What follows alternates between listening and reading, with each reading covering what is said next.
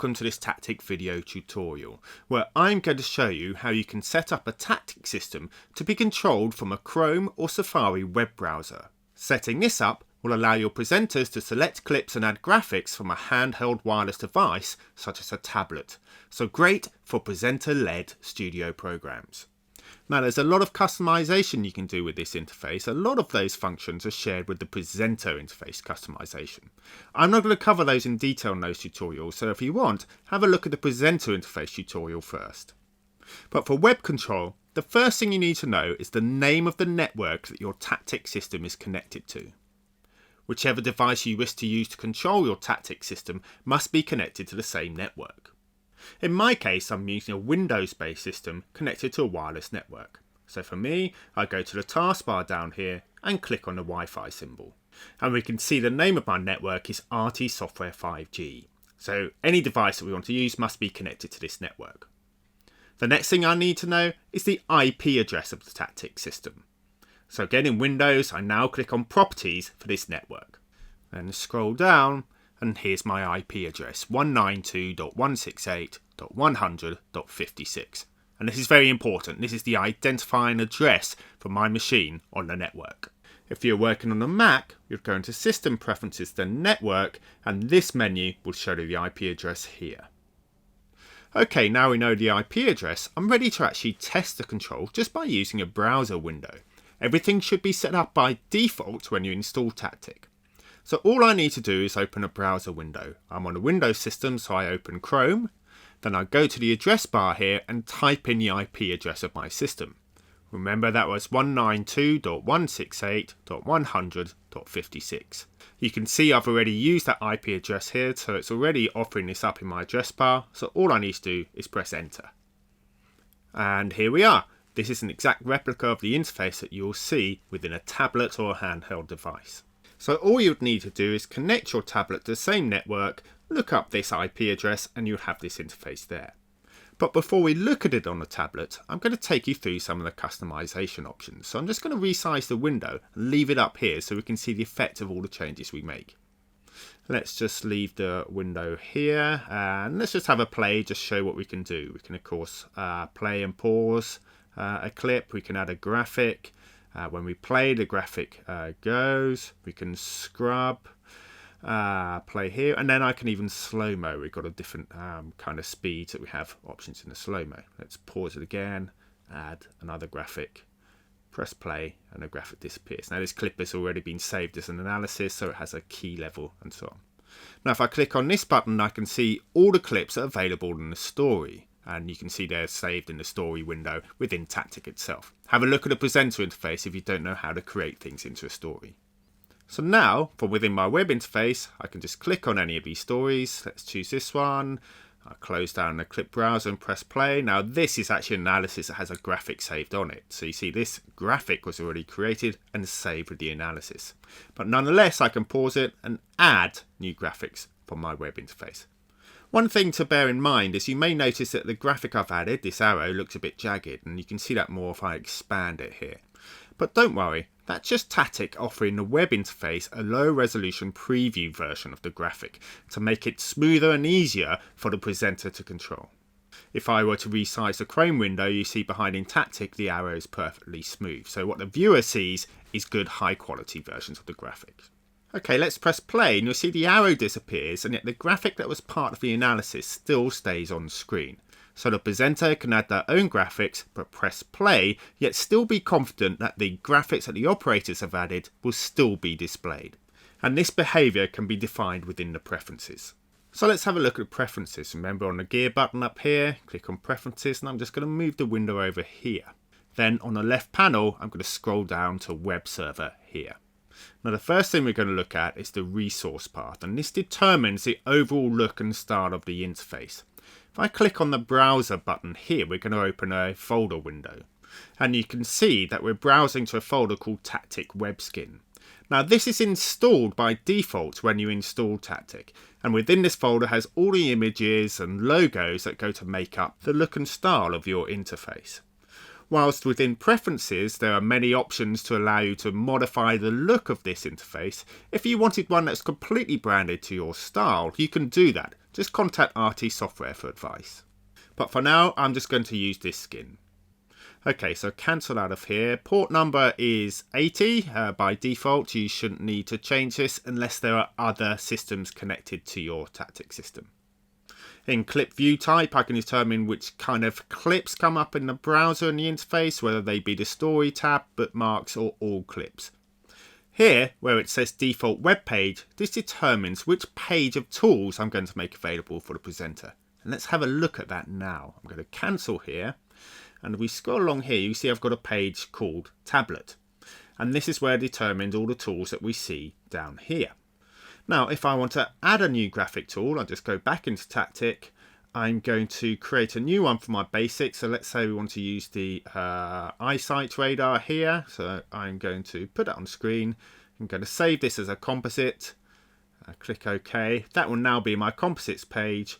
What I'm going to do is scroll along here till we can see the tablet page, and I drag and drop it on there. There it is. And now if we open the interface, I'm going to refresh just by clicking the refresh button here or within the interface there. And there we are. We have the eyesight tool ready to be used by the presenter within their interface. Okay, I'm going to click play now, and as I do, you'll notice that the graphic I added from within the presenter interface has disappeared, yet the graphics that I added within Tactic stay on screen. So this behavior is determined within the preferences, so I'm going to go back into preferences, scroll down to web server, and look at here where it says clear on play.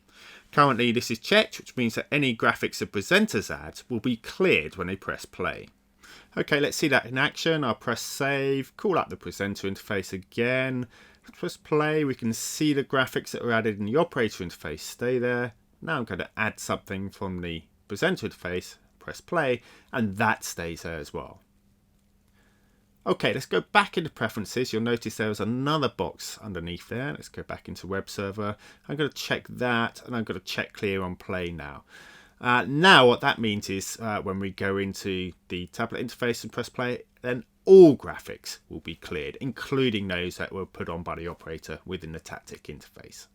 Okay, I'm going to go back into preferences, back to where we were, and get it back to the state it was in before, because I kind of like that workflow. It makes sense. Okay, let's look at the layout now. I'm just going to click on the layout bit here, and you can see we can change the click position and the VT control position from left to right. And let's see what that does. And I'm not even going to save the preferences menu here. I'm just going to tab to the Chrome window and use the refresh button. I'm going to use that in the address bar, and we can see now that the clip list is on the right as well as the VT controls. Okay, let's go back to the preferences menu. I'm going to put them back on the left. I prefer them both on the left. Okay, now I'm just going to click on the style heading here, and here you can change the colors of certain elements within your interface. I'm going to start off with this accent color up here, and I'm going to click on the color square here, and I'm going to change this from this sort of lime color to a kind of sort of orange color. Press save, and let's call up the interface again. Now I haven't pressed refresh yet, so it's still showing the old settings with everything on the right and also the lime green accent. But if I press refresh, you'll see we get this orange accent color, which is the color of the VT controls, and also the highlight when you're selecting a graphic. Okay, let's go back into the preferences. Now I'm not going to look at all the different color options, but I am going to look at the background color. To see the effect of this, first of all, I'm going to uncheck this box here saying use background image. Now when that is checked, that is using an image that's in your skins folder as a background. And we're going to look at that in more detail later. But when it's unchecked, we're just going to use a flat color. And that color is determined here. So let's just tab to the interface again, refresh, and you see we're just using that flat blue color there. Let's click on it, change that. Let's make it a sort of gray. Click OK. Refresh again. And we've now got a flat gray color. Okay, I'm going to re-enable that and go into VT control. So we have three options for the amount of slow-mo. I'm going to change the slowest one to 0.1 times, go back into my interface, refresh, and now you can see that the slowest slow-mo down the bottom there is 0.1. So if I click on that, that's really slowing things down. You can see in the video window, it is actually moving. Okay, let's pause that. What I want to do now is show you how you can change the background image. At the moment, the background image is just this sort of gradiated green. I mentioned earlier that your background image is saved in the skins folder. I have that folder open in the window off screen, so I'm just going to drag that onto screen to show you. And you can see that it's in the images folder within my Taptic web skin folder. It's this image here called background that's currently being used. And you can see it's just a JPEG. Now I'm going to delete this, but before I do, notice I've made a copy of it so I can always get back to it. Okay, it's gone, because what I want to do is use this image instead, the sort of RT software stylized image. So what I'm going to do is just rename it background. I need to make sure I get the spelling exactly correct, of course. There we are. And now, if I refresh my page, you'll see that image is being used in the background. Currently, there's a kind of stylized blur effect on it, but once again, that's a preference that I can change. Here under blur, I'm going to make it 0 to get rid of the blur. Once again, let's tab back to the Chrome interface, refresh, and you see there's no blur effect on this at all. Now, if I want to go back to my original image, I'm going to put the blur settings back, tab back to that window. I'm going to make a copy of this background because I don't want this anymore, but I want to keep a copy of it, delete it. Now take the copy of the original, again, rename it background, make sure I've got the spelling right, go back to my interface, refresh, and there we are, we're back to where we were. Okay, don't forget we can put this in full screen now, so I'm going to expand the window, and in Chrome we can press F11 to make that full screen to kind of make it look like it would do on your tablet interface. Let's go into the clip browser. Remember, I'm looking at stories here. Let's call this one, which is actually an analysis I saved with a key level and a calibrated camera. So I can easily put down circles and know they're going to look good.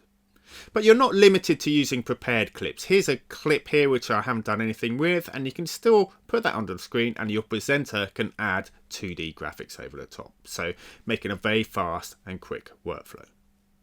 So this is what the interface looks like within the Chrome browser on my system, but this is what it will look like on an iPad. A very useful tip when using an iPad is if you click on the button here next to the address bar, the sort of rectangle with an upward arrow, you can choose Add to Home Screen. Click Add once more, and this puts an icon on your home screen. Just clicking on that will open the Taptic presenter interface once again. So this is a screen grab from my iPad. This is connected via Wi-Fi. When I press play, we're getting exactly the same kind of functionality that was seen within the browser on the same system. Okay, that concludes this video user tip. Thank you very much for watching.